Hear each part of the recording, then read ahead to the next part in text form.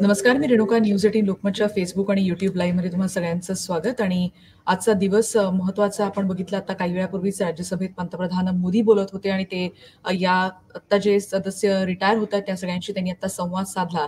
पण या सगळ्या पार्श्वभूमीवर नंतरचा प्रश्न येतो की आता जे निवृत्त होत आहेत पण त्याच्यानंतर कशा पद्धतीनं पुढची रणनीती असणार आहे आणि राज्यसभेची पुढची रणधुमाळी नेमकी कशी असणार आहे या संदर्भात आपण अधिक बोलणार आहोत. प्रशांत लीला रामदास आमचे प्रतिनिधी आता आपल्या सोबत आहेत. प्रशांत, आपण बघतोय की आता पंतप्रधानांनी संवाद साधला आणि तब्बल 56 सदस्य आता निवृत्त होत आहेत आणि त्यांची जागा आता नवीन सदस्य घेणार आहेत. महाराष्ट्रासाठी ही जागा, या 6 जागा खूप महत्वाच्या आहेत.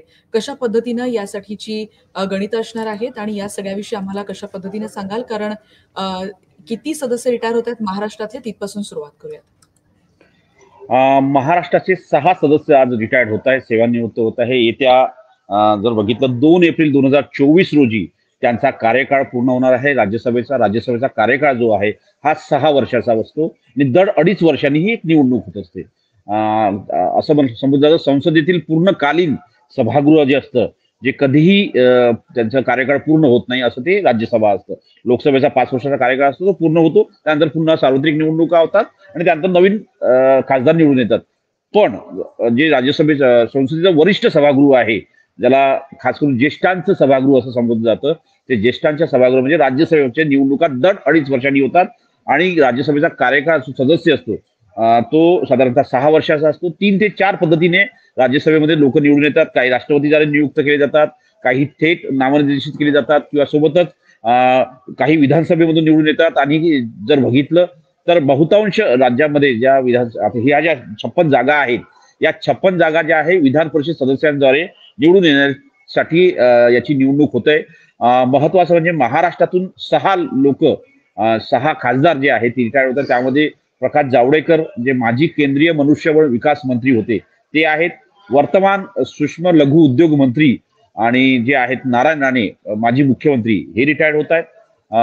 केंद्रीय जे मंत्री आहेत, खास करून परराष्ट्र व्यवहार मंत्री मुरलीधरन, ते सुद्धा रिटायर्ड होत आहेत. मुरलीधरन हे जरी दक्षिणेकडले नेते असले पण भारतीय जनता पक्षाच्या अधिकृत पक्षावरून ते महाराष्ट्रातून निवडून आले होते. ते 3 झाले हे भारतीय जनता पक्षाचे. त्यानंतर कुमार केतकर हे होत आहे, सेवानिवृत्त होत आहे. त्यानंतर जर बघितलं आपण तर अनिल देसाई हे देखील सेवानिवृत्त होत आहे. हे साधारणतः 6 प्रमुख नेते आहेत.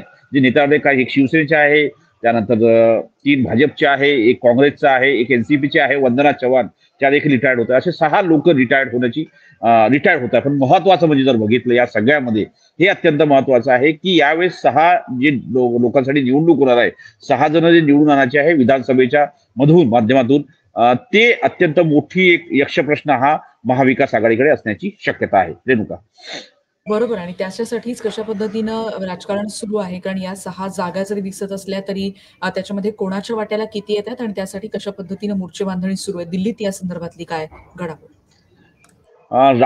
आता जर बघितलं राज्यामध्ये 2 आघाडी आहे, एक महायुती, दुसरी महाविकास आघाडी.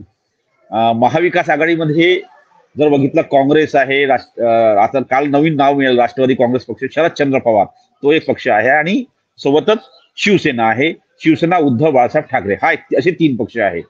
त्यानंतर जे महायुती सरकार आहे त्याच्यामध्ये शिवसेना आहे एकनाथ शिंदे यांच्या नेतृत्वातील, त्यानंतर राष्ट्रवादी काँग्रेस पक्ष आहे अजित पवार यांच्या नेतृत्वातील, आणि भारतीय जनता पक्ष आहे नरेंद्र मोदींच्या नेतृत्वातील केंद्रातील ते सर्वोच्च नेते. तर राज्यामध्ये सर्वोच्च नेते हे जर बघितलं ते देवेंद्र फडणवीस आणि चंद्रशेखर बावनकुळे प्रदेशाध्यक्ष आहे आणि देवेंद्र फडणवीस हे प्रमुख नेते आहे, मुख्य नेते आहे महाराष्ट्राचे. तर त्यांच्या नेतृत्वामध्ये महायुतीचं हे आहे. यावेळेस जे 6 निवडून जात आहे त्यापैकी यावेळेस जर बघितलं तर शरदचंद्र पवार राष्ट्रवादी काँग्रेस पक्ष त्यांचा उमेदवार असणार नाही. त्यानंतर जर बघितलं आपण तर राष्ट्रवादी काँग्रेस पक्षाचा नसणार आहे आणि काँग्रेसचा एक उमेदवार असण्याची शक्यता आहे. यावेळेस जर संख्याबळ बघितलं आपण तर साधारणतः 40-42 आमदारांचा कोटा असण्याची शक्यता आहे आणि या कोट्याच्या माध्यमातूनच निवडून देतात. आणि त्यामध्ये जर बघितलं तर यावेळेस 3 खासदार जे आहेत राज्यसभेचे, ते 3 उमेदवार जे आहेत ते भारतीय जनता पक्षाचे निवडून येतील. एक उमेदवार जो आहे तो शिंदे यांच्या नेतृत्वातील शिवसेनेचा येईल. त्यानंतर एक उमेदवार जो आहे अजित पवार यांच्या नेतृत्वातील राष्ट्रवादी काँग्रेस पक्षाचा असेल आणि एक उमेदवार जो आहे तो काँग्रेस पक्षाचा असेल, जो महाविकास आघाडीमधला घटक पक्ष आहे. तसे 6 उमेदवार निवडून येण्याची शक्यता आहे. जर निवडणूक झाली तर चित्र वेगळं असण्याची शक्यता आहे. रेणुका. बरोबर आहे. पण कशा पद्धतीने म्हणजे आता तुम्ही म्हणालात की या 6 जागा आहेत आणि यावेळेचा निवडणूक कशासाठी वेगळी जसं तुम्ही म्हणालात की या 2 आघाडी आणि युतीमधला एकीकडे आपण संघर्ष बघतोय. पण यासाठीचा नेमका कार्यक्रम कशा पद्धतीने असतो ते देखील सांगा? राज्यसभा निवडणुकी संदर्भातली जी धामधूम आहे ती आजपासून सुरू झालेली आहे. राज्यसभेच्या 56 जागांसाठी देशभरात निवडणूक होत आहे. त्यामध्ये महाराष्ट्रातल्या 6 जागांचा समावेश आहे. 2 एप्रिल 2024ला या जे 56 सदस्य आहेत ते रिटायर्ड होत आहेत, सेवानिवृत्त होत आहेत, ज्याबद्दल मगाशी उल्लेख आपण नरेंद्र मोदींच्या भाषणामधला केला. नरेंद्र मोदींचे भाषण आज राज्यसभेत झालं आहे ते सेवानिवृत्तीच्या निमित्ताने. आज सायंकाळी खास करून जर बघितलं आपण तर उपराष्ट्रपती जगदीश धनकर यांनी म्हणजे ते सभापती देखील असतात राज्यसभेचे, त्यांनी त्यांना सगळ्यांना जेवणासाठी बोलवलं आहे. सकाळी राष्ट्रपतींच्या उपस्थितीमध्ये या सगळ्या राज्यसभा सदस्यांचा फोटो देखील झालेला आहे. आणि त्यानंतर बघितलं तर 15 फेब्रुवारी हा जो आहे हा यावेळेच्या निवडणुकीसाठी अर्ज स्वीकारण्याची अंतिम तारीख आहे. 27 फेब्रुवारी रोजी मतदान होणार आहे आणि 20 फेब्रुवारी पर्यंत त्यांना अर्ज मागे घेता येणार आहे. आणि 27 फेब्रुवारीला संध्याकाळी 5 वाजता मतमोजणी होणार आहे. अशा प्रकारची ही संपूर्ण हा कार्यक्रम असणार आहे. जर कार्यक्रमाचं महत्वाचं म्हणजे जर बघितलं आपण तर यामध्ये 2 ते 3 महत्वाच्या घडामोडी असण्याची शक्यता आहे. आज त्या संदर्भात जर बघितलं तर आज जो कार्यक्रम जो साधारणतः 2 आठवड्यापूर्वी जाहीर केला होता केंद्रीय निवडणूक आयोगाने, त्यात स्पष्ट सांगितलंय की महाराष्ट्रातील 6 जागांचा समावेश आहे. मध्य प्रदेशचाही आहे आणि इतर राज्यांचाही आहे. 8 फेब्रुवारी रोजी नोटिफिकेशन म्हणजे अधिसूचना जारी करण्यात येईल. आज 8 फेब्रुवारी आहे, आज अधिसूचना जारी झालेली आहे. त्यानंतर 15 फेब्रुवारी पर्यंत त्यांना उमेदवारी अर्ज दाखल करता येणार आहे. जी तपासणी होते त्याला स्क्रुटिनी म्हणतात ती 16 फेब्रुवारीला होणार आहे. 20 फेब्रुवारी ही अर्ज परत घेण्याची अंतिम तारीख आहे. त्यानंतर 27 तारखेला मतदान होणार आहे. सकाळी 9 ते 4 पर्यंत मतदान होणार आहे. त्या विधिमंडळाच्या सभागृहामध्ये या प्रकारचं मतदान होत असतं. 27 फेब्रुवारीला सायंकाळी 5 वाजता मतमोजणी होईल आणि 29 फरवरीला या संदर्भातला कार्यक्रम पूर्ण होईल या संपूर्ण राज्यसभेच्या निवडणुकीचा. म्हणजे आपल्याला हे निश्चितपणे कळेल की देशभरातल्या ज्या 56 जागा आहेत त्या 29 तारखेला स्पष्ट होईल. जर बिनविरोध निवडणूक झाली, कुठल्याही पक्षाने विरोधी पक्षाचा जर कुठलाही अतिरिक्त उमेदवार टाकला नाही तर निवडणूक होण्याची शक्यता नाहीये. आणि ज्या पद्धतीची सध्या स्थिती आहे राज्यामध्ये त्या स्थितीमध्ये बहुतांश राजकीय पक्षांचा म्हणजे आता सध्या 6 राजकीय पक्ष महाराष्ट्रात आहे. त्या 6ही राजकीय पक्षांचा प्रयत्न आहे की बिनविरोध साधारणतः ही निवडणूक व्हावी. यामध्ये कुठल्याही प्रकारची निवडणूक होऊ नये. जर निवडणूक झाली तर धोका होण्याची शक्यता आहे. पण केंद्रातील जे भारतीय जनता पक्ष सरकार आहे त्यांनी अजून या संदर्भात कुठलाही हिरवा कंदील राज्यातील महायुती सरकारला दिलेलं नाहीये. नुकतंच काही दिवसापूर्वी देवेंद्र फडणवीस हे दिल्लीला येऊन गेले होते. त्यांनी भारतीय जनता पक्षाचे सर्वोच्च नेते जे आहेत ज्याला अध्यक्ष समजलं जातं भारतीय जनता पक्षाचे जे जे.पी. नड्डा पक्षाच्या पातळीवर जर बघितलं आपण तसे सर्वोच्च नेते ठरतात तर त्यांची ती भेट घेतली आणि त्यांनी राज्यातली काय स्थिती आहे लोकसभा आणि राज्यसभेच्या संदर्भातली ती त्यांना समजावून सांगितली आहे. त्यानंतर आता या संदर्भात होऊ शकतं भारतीय जनता पक्षाच्या पार्लमेंटरी बोर्डची बैठक होईल, त्याला संसदीय पक्ष मंडळ बैठक समजलं जातं. त्या पक्षाची बैठक होईल आणि त्यामध्ये नावं निश्चित होईल. त्यावेळी त्या बैठकीला पंतप्रधान नरेंद्र मोदी देखील उपस्थित असतात. त्यानंतर अमित शहा केंद्रीय गृहमंत्री ते देखील उपस्थित असतात. जे.पी. नड्डा उपस्थित असतात आणि संसदीय पक्ष याचे मंडळाचे सर्व सदस्य उपस्थित असतात. याचा अर्थ असा होतो की आपल्याला हे निश्चितपणे कळेल की यातून कुठले उमेदवारांच्या नावावरती अंतिम निर्णय होतो आहे. रेणुका. बरोबर आहे. पण यावेळेला जसं तुम्ही म्हणालात की इतर वेळेला निवडणुका तर होत असतात, पण यावेळेला राज्यातल्या मोठ्या प्रमाणावर जी पक्षफूट झाली आणि त्याच्यानंतर मोठ्या प्रमाणावर राज्यात त्याचे पडसाद देखील उमटले होते आणि त्याच्यानंतर होणारी म्हणून ही पहिली निवडणूक आहे. त्यामुळे आणखीन काय आपण म्हणू शकतो की राजकीय गोष्टी असतील किंवा बिटवीन द लाईन्स या सगळ्यामध्ये समजू शकतात किंवा त्याची काही चर्चा सध्या आहे? राज्यामध्ये जे राजकीय पक्षामध्ये तोडफोड झाली त्या तोडफोडीनंतरची ही पहिली राज्यसभेची म्हणजे निवडणूक अशा प्रकारची. यापूर्वी फक्त एक अंधेरी विधानसभा निवडणुकीची पोटनिवडणूक झाली होती. ज्यावेळेस महायुतीचं सरकार बनलं होतं त्यावेळेस महायुती म्हणजे फक्त 2च पक्ष होते. त्यावेळेस शिंदे होते आणि त्यानंतर भारतीय जनता पक्ष होते. शिवसेना आणि भारतीय जनता पक्ष असं युतीचं सरकार होतं. त्यानंतर अंधेरी पोटनिवडणुकीची घोषणा झाली. दरम्यानच्या काळात केंद्रीय निवडणूक आयोगामध्ये सुनावणी सुरू होती. उद्धव बाळासाहेब ठाकरे शिवसेना पक्षाला त्यांनी मशाल मिळाली होती, यांच्याकडे धनुष्यबाण राहिला होता. हे असं चित्र होतं. पण महत्वाचं त्यानंतर महायुतीचं चित्र आपल्याला पाहायला मिळालं. अजित पवार आले, त्यानंतर एकनाथ शिंदे सोबतच होते. एक नवीन समीकरण पाहायला मिळालं. त्या समीकरणानंतर एक दुसरं समीकरण महाविकास आघाडीमध्ये पाहायला मिळतंय. शरद पवार हे काही आमदारांना घेऊन आणि काही खासदारांना घेऊन त्यांचा एक पक्ष आहे. त्यानंतर शिवसेनेमध्ये काही खासदार आणि काही त्यांची विधान परिषद सदस्य आणि काही आमदार असं एक त्यांचा पक्ष आहे. आणि काँग्रेसमध्ये सध्या संपूर्ण आमदार त्याच्यासोबत आहे. पण चर्चा अशी आहे की साधारणतः जेव्हा राहुल गांधी यांची न्याय यात्रा जवळ येईल महाराष्ट्राच्या जवळ, त्यावेळेस काँग्रेसला धोका होण्याची शक्यता अशी चर्चा राजकीय दिल्लीच्या वर्तुळात आहे. पण समजा बिटवीन द लाईन जर बघितलं, समजा निवडणूक झाली आणि भारतीय जनता पक्षाने चौथा उमेदवार टाकला, तर एक मोठं बीजगणित असतं. असं म्हणतात की राज्यसभेची निवडणूक फार कठीण असते, कारण की यामध्ये साम दाम दंड भेद या सगळ्या आयुधांचा वापर होतो आणि त्यातून उमेदवार निवडून येतो. आपण यापूर्वीची एक निवडणूक बघितली असेल. कोल्हापूरचे उमेदवार होते भारतीय जनता पक्षाचे धनंजय महाडिक, आणि त्यांच्या विरुद्ध पवार जे होते शिवसेनेचे उमेदवार होते. महायुतीकडे बहुमत असताना सुद्धा ते निवडून येऊ शकले नाही. आणि तिथे धनंजय महाडिक हे भारतीय जनता पक्षाचे उमेदवार, ज्यांच्याकडे असं म्हणता येईल की त्यांच्याकडे हे नव्हतं, बहुमत नव्हतं किंवा ते संख्याबळ नव्हतं. संख्याबळ नसताना देखील ते निवडून आले. अशा प्रकारचे गणित राज्यसभेच्या निवडणुकीमध्ये होत असतात. आणि समजा सातवा उमेदवार जर आला तर यावेळेस काय चित्र असणार, कारण की सगळ्यांचं जे लक्ष असणार आहे ते काँग्रेसच्या मतावर, कारण त्यांच्याकडे काँग्रेसची एकट्टा मतं आहेत. 42 पेक्षा जास्त मतं आहेत त्यांच्याकडे. असं असताना एक त्यांना धोका होतो का? कारण की ही निवडणूक कुठल्याही चिन्हावर होत नाही, ही पक्षाच्या अधिकृत उमेदवारावरती ही निवडणूक होत असते. त्यामुळे जर सातवा उमेदवार आला, सातवा उमेदवार कोण असेल हे देखील पाहणं अतिशय महत्वाचं असेल.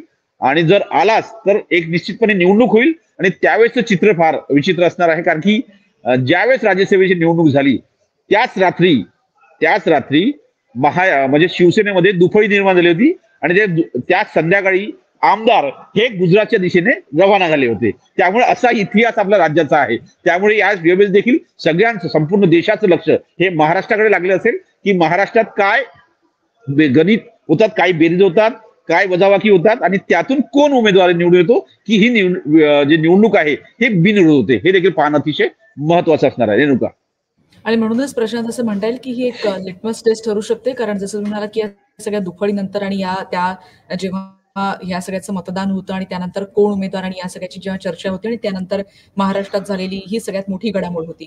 तुम्हाला असं वाटतं की एक छोटीशी टेस्ट आहे की आपण जसं म्हणू शकतो की एक सामायिक परीक्षा असते आणि एक वार्षिक परीक्षा असते, दोन्ही परीक्षांमध्ये थोडासा वेळ असतो, पण तुम्हाला असं वाटतं की ही त्याची कदाचित एक चाचपणी असू शकते, त्याच्यासाठीची मोर्चे बांधणी? बरोबर आहे. ही मोर्चे बांधणी असेल. लोकसभा निवडणूक आता एप्रिल महिन्यात होऊ घातलेली आहे. मार्च महिन्यात त्याची घोषणा होईल. ज्यावेळेस राहुल गांधी महाराष्ट्रात असेल त्यावेळेस घोषणा झालेली असेल. 17 मार्चला ते महाराष्ट्रात येणार आहे. त्यापूर्वी काँग्रेसमध्ये दुफळी निर्माण होते का हे देखील पाहणं अतिशय महत्वाचं आहे. अनेक काँग्रेसचे नेते भारतीय जनता पक्षाच्या संपर्कात असा दावा भारतीय जनता पक्षाचे नेते करतात. तर काँग्रेसचे नेते म्हणतात की काही भारतीय जनता पक्षानं ज्यांना जे नाराज आहेत ते नाराज असलेले नेते आमच्यासोबत येण्याची शक्यता आहे. राष्ट्रवादी काँग्रेस पक्षामध्ये नाराज असलेले नेते आमच्यासोबत येण्याची शक्यता आहे. शिंदे मधले काही नेते हे परत स्वगृही वापस येतील अशीही चर्चा आहे. अशा या चर्चेच्या पूर्वी ही राज्यसभेची निवडणूक होते. लिटमस टेस्ट आहे या संपूर्ण याच्या पूर्वीची. आणि या लिटमस टेस्टमध्ये किंवा सराव परीक्षामध्ये जर बघितलं तर यापूर्वी 2 पक्षांनी परीक्षा दिलेल्या आहेत, सराव परीक्षा. त्या दोन्ही परीक्षांमध्ये राष्ट्रवादी काँग्रेस पक्षाची आपण बघितलंय काय झालंय आणि त्यानंतर शिवसेनेचं काय झालंय हे दोन्ही पक्षांनी बघितलंय. आता ही अंतिम परीक्षा आहे, वार्षिक निवडणूक आहे, कारण की त्यानंतर 5 वर्षानंतर निवडणुका होत आहेत लोकसभेच्या. ती ही 5 वर्षातली वार्षिक परीक्षा आहे आणि या वार्षिक परीक्षेच्या पूर्वी राज्यसभेची निवडणूक होते आणि त्यामध्ये कुठे धोका होऊ नये असा सगळ्यांचा प्रयत्न असणार आहे.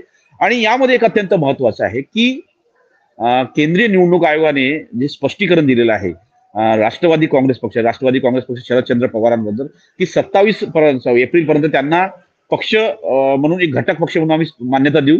पण व्हीप बद्दल कोणी काही बोललेलं नाहीये. ते व्हीप बद्दल आता राहुल नार्वेकर बोलतील. एकीकडे शिवसेनेच्या संदर्भात राहुल नार्वेकरांनी स्पष्ट सांगितलं की जे तिथले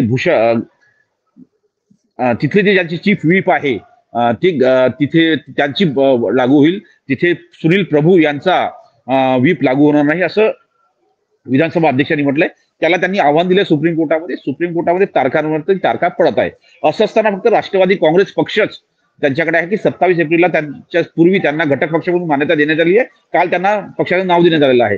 त्यामुळे जर ते जरी निवडणूक लढत नसेल पण व्हीप कोणाचा लागू होईल या संदर्भात निश्चितपणे गाईडलाईन येण्याची शक्यता आहे. त्यामुळे हे देखील एक महत्वाचं असेल की राष्ट्रवादी काँग्रेस पक्षाचे आमदार हे कुठल्या दिशेने जातात आणि जर त्यांची दिशा जर बदलली तर निश्चितपणे 7वा उमेदवार निवडून येऊ शकतो जर भारतीय जनता पक्षाने टाकला तर. बरोबर. आणि अगदी शेवटच्या प्रश्नाकडे येते प्रशांत, की कोणाकोणाची नावं चर्चेत आहेत? आता जर बघितलं एक नाव पक्क झालेलं आहे. शिवसेनेच्या वतीनं मिलिंद देवरा हे निश्चितपणे राज्यसभेत असतील, कारण की त्या पद्धतीने ते जेव्हा ते काँग्रेस पक्ष सोडून ते शिवसेनेत आले आणि शिवसेनेत येताना त्यांनी त्यांच्या क्षेत्रातले 4 नगर म्हणजे ज्याला आपण नगरसेवक म्हणतो किंवा त्यांना ते नगरसेवक ते घेऊन आले. महानगरपालिकेचे 4 नगरसेवक ते त्यांच्यासोबत आलेले आहे. ताकदीचे नेते आहेत ते अल्पसंख्याक समाजातून आलेले 4 नेते आहेत. त्यानंतर आज जर बघितलं तर आज बाबा सिद्दीकी यांनी राजीनामा दिला आहे. ते देखील कुठल्या तरी राष्ट्रवादी काँग्रेस पक्षात जाण्याची चर्चा आहे.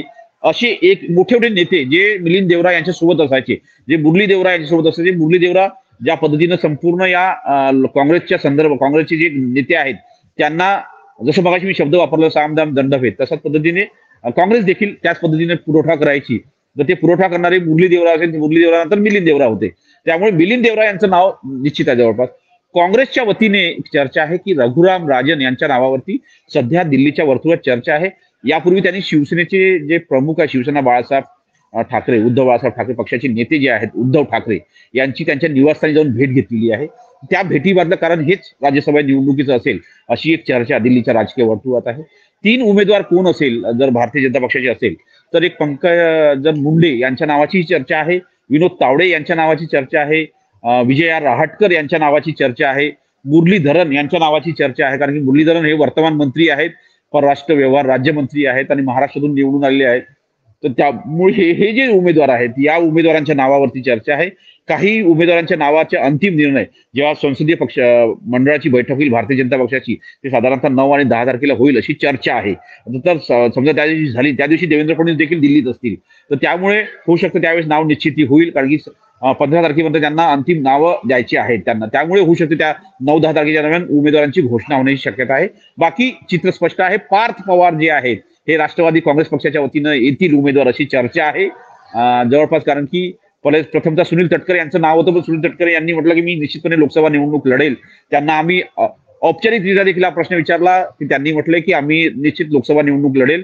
उमेदवाराच्या नावावरती जेव्हा आमचं कोर ग्रुप बैठक बसेल त्यावेळेस निश्चित नाव येईल. पण पार्थ पवार यांचं नाव सध्या आघाडीवरती आहे. तर साधारणतः पार्थ पवार असो, मिलिंद देवरा असो किंवा हे 4 नेते ज्यांचा मी नावाचा उल्लेख केला, पंकजा मुंडे असो किंवा विनोद तावडे असो, विजय रहाटकर असो किंवा या सगळ्या 6 पैकी 7 पैकी 6 लोकांची नावं आघाडीवरती आहे आणि निश्चित त्यापैकीच काही लोक हे राज्यसभेत आपल्याला यावर्षी साधारणतः पाहायला मिळणार आहे. धन्यवाद प्रशांत या सगळ्या माहितीबद्दल. आणि अगदी राज्यसभेच्या या सगळ्या निवडणुकीचा कार्यक्रम कसा असतो तिथपासून कोणाकोणाची नावं चर्चेत आहेत, त्यामुळे या येणाऱ्या काळात देखील या सगळ्या नावांची चर्चा असतील आणि त्यामागे कशा पद्धतीने राजकारण सुरू या सगळ्याचे अपडेट्स अशाच पद्धतीने तुमच्याकडून घेत राहणार आहोत. आता इथेच थांबूयात. Thank you so much. धन्यवाद. धन्यवाद. आणि त्यानंतर या राज्यसभेच्या निवडणुकीची सगळी माहिती घेतल्यानंतर या फेसबुक आणि